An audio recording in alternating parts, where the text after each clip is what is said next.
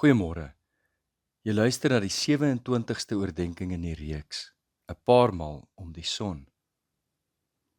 Ons tema vir oggend is: Wie hou die pen vas? Kom ons gesels vanmôre oor nog 'n skildery.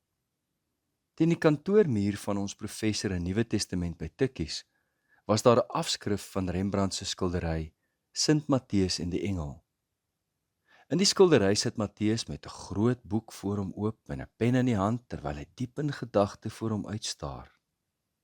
Agter hom staan die jong figuur van 'n engel met golwende krulhare en sy regterhand wat liggies op Matteus se skouer rus.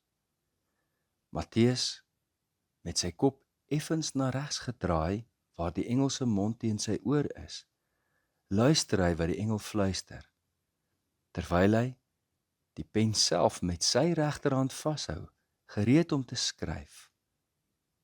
En met sy linkerhand teen sy keel, soos, so na sy nek toe, soos iemand wat 'n gevoelvolle verhaal hoor en daardeur geraak word. Matteus is gereed om te skryf, maar wag eers, luister eers. Die engel is Rembrandt se voorstelling van hoe die Heilige Gees van Matteus gelei het om die evangelie volgens Matteus neer te pen. Wat my opval, is dat die oorwegende tema fluistering is, nie oorname nie. Die Heilige Gees inspireer Matteus, maar gryp nie sy hand of beheer dit nie. Die woord van God geïnspireer deur die Heilige Gees en tog in menslike woorde. God se woord in mensetaal. Dit tref 'n mens dat God so groot vertroue in ons plaas, dat selfs met sy woord het hy toegelaat dat ons dit in mense woorde sê. Maar dit laat my ook nadink oor die vryheid waartoe God ons geskaap het en die vertroue wat God het dat ons ons eie lewensverhaal skryf. Ons luister, ons wag, maar ons skryf die verhaal. Ek keer dus terug na hierdie tema dat ons ons eie lewensverhaal skryf, met die storielyne wat sinne, paragrawe en die hoofstukke van ons lewe word. Wie hou die pen in my eie lewe vas? Die een manier om daaraan te dink, is dat God die pen van my lewensskrywe vashou, dit uit my hand uitvat en namens my skryf, en ek kan nouweliks iets daaraan doen. Daar is 'n sagte en 'n harde vorm hiervan. Die sagte vorm van hierdie oortuiging is wanneer mense dinge sê soos, ag, wat moet gebeur sal gebeur, of as jou streepie getrek is jou streepie getrek. Ek weet nou nie of ek dapper of dom is om so groot tema aan te pak in 'n kort oggendoordenking nie, maar ek maak minstens die gesprek oop sodat jy weer hieroor kan nadink. Jy hoef nie met my saam te stem nie, maar dink diep hieroor na. Ek verstaan dat ons daarmee, wanneer ons sê as jou streepie getrek is jou streepie getrek, tog die geloof verwoord dat ons lewens in God se hand is. Maar daar's 'n beperking aan hierdie beeld. Byvoorbeeld, toe ek 'n jong seun was, het ek met tye onverskillige dinge gedoen. Ek sidder om te dink hoe onnoosel ek soms was, want ek het geleef in my jong dae met die gedagte, as jou streepie getrek is jou streepie getrek.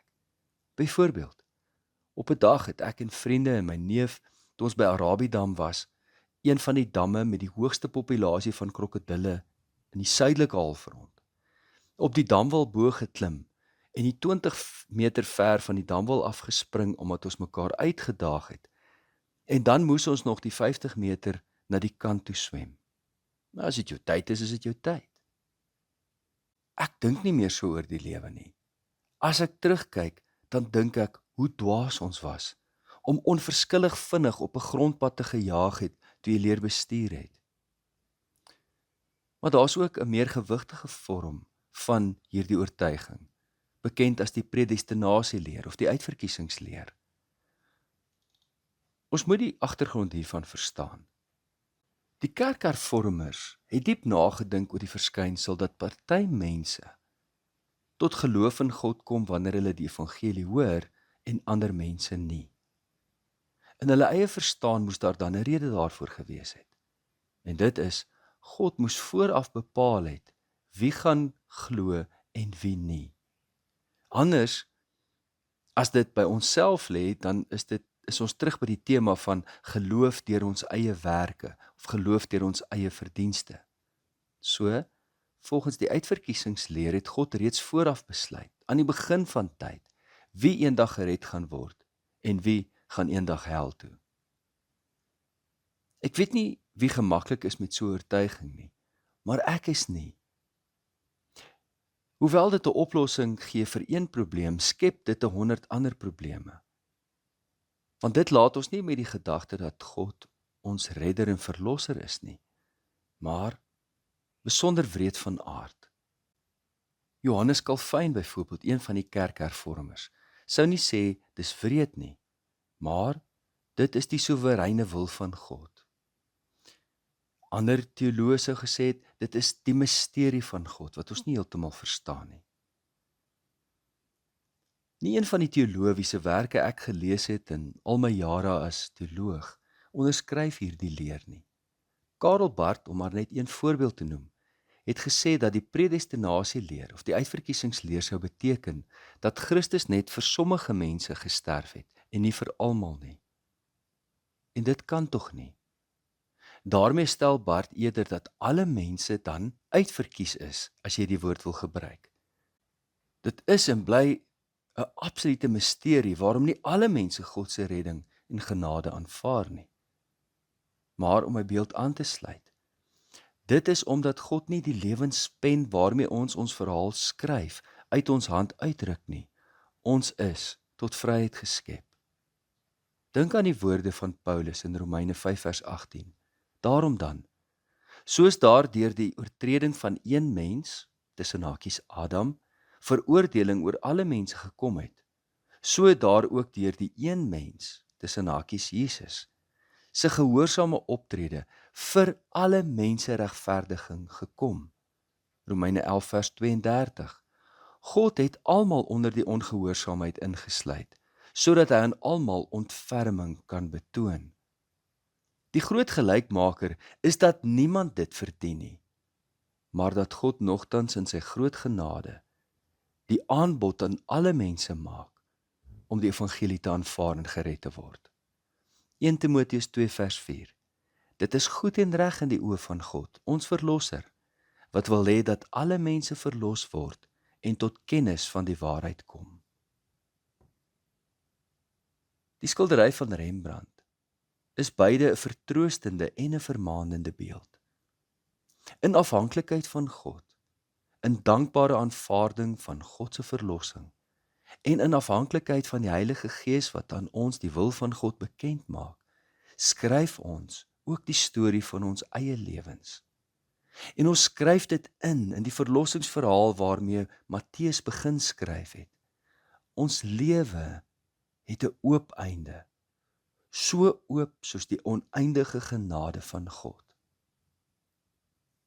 Ek sluit af met 'n gedagte wat Paulus deel in 2 Korintiërs 3 vers 1 tot 4, waar hy die skryfmetafoor aanwend, om uiteindelik te verklaar hoe ons lewens uiteindelik nie net 'n brief is wat ons self skryf nie, maar wanneer ons gehoorsaam leef, tog 'n brief is van Christus, wat nie met ink geskryf word nie, maar met die Gees van die lewende God.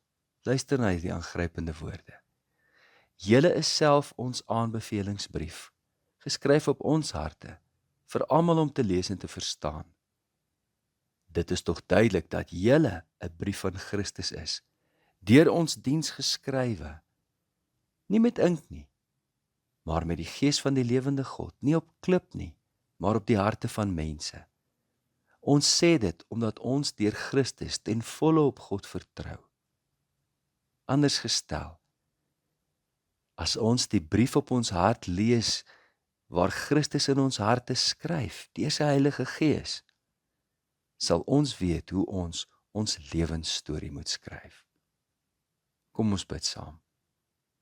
Hemelvader, vergewe ons waar ons van die bladsye van ons lewe afskryf, waar ons off-script gaan, en nie ons stories skryf soos U ons geïnspireer het en steeds inspireer nie.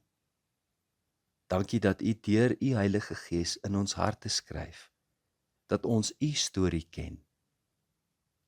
Help ons fluister in ons oor, dat ons in gehoorsaamheid sal weet hoe ons lewensstorie geskryf moet word. Dit bid ons in diep dankbaarheid teenoor ons Here, Jesus Christus, wat ons kom soek en kom red het. In Jesus naam. Amen. Liefde en 'n geseënde dag vir elkeen.